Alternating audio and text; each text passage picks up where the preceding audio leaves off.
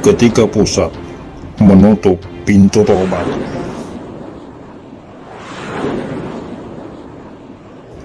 Assalamualaikum warahmatullahi wabarakatuh. Selamat berjumpa kembali para sahabat Heril Anas TV dimanapun Anda berada. Semoga tetap dalam kesehatan jiwa raga, serta tetap dalam keberlimpahan rezeki yang halalan thayyibah. Sebuah kabar menyedihkan datang dari Pusat Keamiran Islam Jamaah LDI sekaitan dengan terbitnya keputusan Amir Islam Jamaah yang menolak tobatnya orang-orang yang telah mencabut baiat atau janji setia kepadanya. Dikatakan kabar menyedihkan bagi mereka-mereka yang percaya dengan kekuasaan atau keamirannya. Tidak henti-hentinya golongan yang satu ini membuat lelucon yang sungguh menggelitik dan memaksa kita untuk cekikikan menertawai kelucuan demi kelucuan yang mereka lakukan. Bagaimana tidak lucu? Tobat adalah upaya permohonan ampun yang dilakukan oleh hamba kepada Tuhannya. Bagi kaum mukminin, pertobatannya ditujukan kepada Allah sebagai zat yang diakuinya sebagai Tuhan sesembahannya. Ya, sebagai manusia mikir pikiran nek wong iki bakal mati nek swarga neraka, wong kudu wajib harus masuk surga lah. Sebelum kita tinjau dari sisi dalil, kita lihat dulu dari sisi bahasa bahwa tobat menurut Kamus Bahasa Indonesia adalah kesadaran yang timbul dari sebuah kesalahan yang telah diperbuat dan melahirkan penyesalan serta keinginan untuk kembali kepada Tuhannya dengan cara meniti jalan kebenaran, yakni agama yang lurus. Dari pengertian itu, jelas kita melihat bahwa tobat itu ditujukan kepada Allah. Itu karena sudah dihilangkan semua, susah deblek semua hilang, masuk surga senang itu. Selanjutnya mari kita tinjau dari sejumlah dalil. Dalam sebuah hadis yang diriwayatkan Musnad Ahmad disebutkan bahwasanya didatangkan seorang tawanan kepada Rasulullah SAW. Lantas tawanan itu berkata, "Ya Allah, aku bertobat kepadamu dan aku tidak bertobat kepada Muhammad." Maka Rasulullah SAW bersabda, orang itu mengerti hak tobat, bahwa hak tobat adalah milik ahlinya, yaitu Allah. Dari hadis itu terlihat jelas kemana tobat itu ditujukan, yakni kepada Allah, bukan kepada Rasulullah, apalagi kepada manusia, walaupun dia mengklaim diri sebagai amir, imam besar, atau apapun itu namanya. Maka kata Nabi Nuh, "Faqultu astaghfiru rabbakum." Aku berkata kepada mereka, istighfarlah kepada Rabb kalian. Sungguhnya Allah Maha Pengampun. Ingat yang dihadapi oleh Nabi Nuh alaihissalam orang-orang kafir yang musyrik kepada Allah Subhanahu wa taala. Nabi Nuh berkata, kalau kalian beristighfar, yursilis sama alaikum midrara, maka Allah akan turunkan hujan yang lebat, hujan berkah. Wa yumdidukum bi amwalin wa banin, Allah akan berikan kepada kalian anak-anak yang berkah, harta yang berkah. Wa yaj'alukum jannatin wa yaj'alukum anhara, Allah akan tumbuhkan tumbuhan bagi kalian, bahkan Allah alirkan sungai-sungai bagi kalian. Kalian sekarang tandus, tidak ada hujan, tidak ada sungai, Allah akan alirkan sungai-sungai kalau kalian bertobat kepada Allah Subhanahu wa taala. Allah turunkan hujan yang penuh dengan berkah. Namun tatkala mereka tidak bertobat kepada Allah, Allah turunkan hujan, tapi hujan azab. Hujan apa? Azab, bukan hujan berkah. Nah, lihat, kalau orang kafir saja bertobat kepada Allah, diberi rezeki, diberi anak-anak yang berkah, diberi hujan yang berkah, diberi tumbuhan yang berkah, dialirkan sungai-sungai, bagaimana kita orang Islam yang bertobat kepada Allah Subhanahu wa taala? Pernyataan Imam Besar LDI yang menegaskan dirinya tidak lagi menerima tobatnya orang-orang yang keluar dari golongannya itu semakin memperjelas mengenai kejahilannya serta ketidaktahuannya dalam masalah agama. Pernyataannya itu menggiring pengikutnya semakin jauh terseret dalam perbuatan syirik. Ibnu Qayyim rahimahullah mengatakan, termasuk macam-macam dari syirik adalah taubat kepada seorang syekh atau imam. Itu termasuk syirik besar karena taubat tidak boleh dilakukan melainkan hanya kepada Allah. Taubat adalah sebuah bentuk peribadatan hamba yang mukmin kepada Allah, sama dengan ibadah-ibadah lainnya seperti sholat, puasa, haji, berkurban. Semua itu adalah hak Allah. Semua itu dilakukan dengan niat beribadah kepada Allah, bukan kepada manusia. Jadi ini yang pertama, bahwasanya ibadah taubat sangat dicintai oleh Allah Subhanahu wa taala. Untuk saya jelaskan kepada antum bahwasanya taubat itu ibadah yang mulia. Antum harus senantiasa membasahi lisan antum untuk istighfar. Astaghfirullah wa atubu ilaih. Astaghfirullah wa atubu ilaih. Pernyataan Imam Besar LDII yang diamini oleh pengikut-pengikut setianya bahwa orang-orang yang keluar dari jamaahnya tidak akan lagi diterima tobatnya adalah bukti nyata bahwa kelompok LDII Islam Jamaah berisi orang-orang yang jahil yang akhirnya saling sesat menyesatkan. Mereka tersesat namun merasa berjalan di jalan yang paling benar.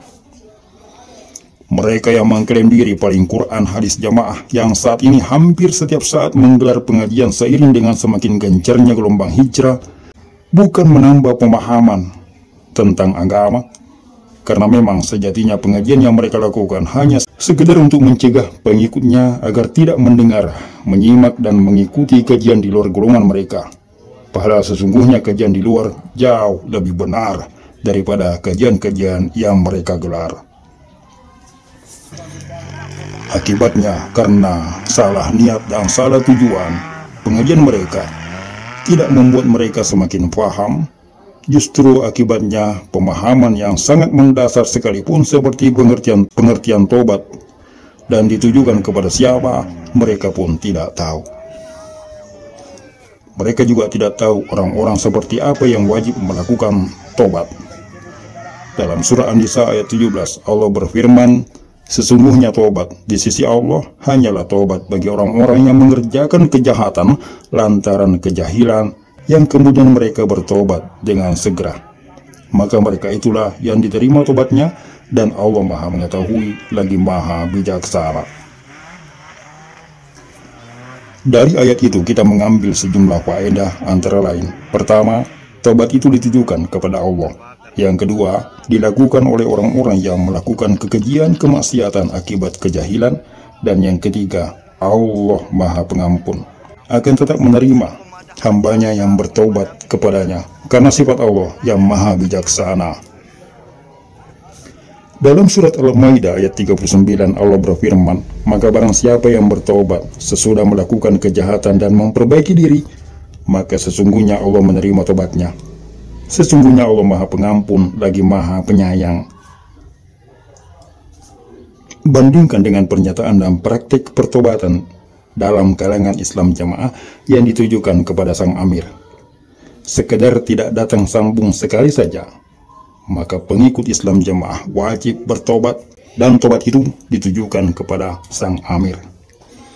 Alpa atau tidak hadir sambung pengajian tanpa keterangan dinyatakan sebagai sebuah dosa.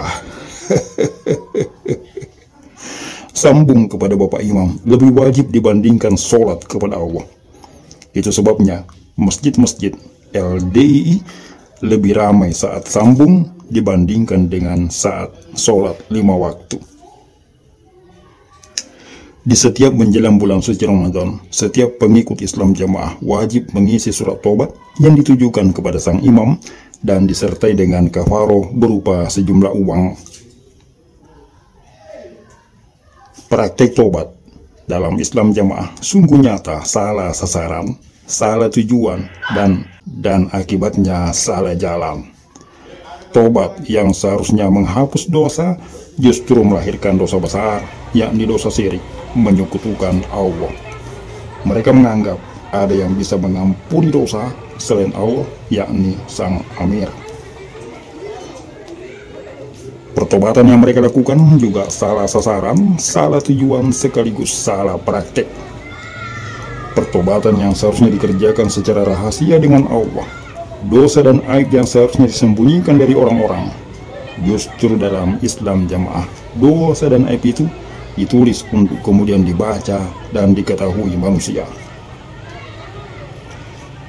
Padahal Rasulullah SAW melarang umatnya untuk membuka dan menceritakan aibnya kepada orang lain. Rasulullah mengajarkan umatnya untuk menyembunyikan dosa-dosa maupun aib, sebagaimana dalam sabdanya, beliau mengatakan, semua umatku itu di dalam pengampunan Allah dan cepat sekali diampuni Allah. Namun banyak dari mereka terhambat pengampunannya karena mereka banyak bercerita tentang dosa-dosanya kepada orang lain. Allah Ta'ala dalam sebuah hadis qudsi yang diriwayatkan Bukhari dan Muslim berfirman, Aku telah menyembunyikan dan menutupi aib hamba-Aku, dan dia membukanya sendiri. Aku tutupi supaya orang lain tidak tahu dosanya. Dia sendiri yang membuka dan merobek tabir yang kututupkan, agar orang lain tidak tahu kehinaannya.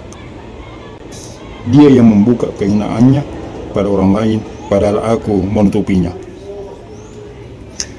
Salah satu doa yang paling banyak dibaca oleh Rasulullah dan dianjurkan untuk kita baca adalah Allahumma astur awrati wa amin rawati, Allahumma hfizni min baini yadayya wa min khalfi wa yamini wa an simali wa min fawqi wa a'udzu bi azamatika an uqtala min tahti.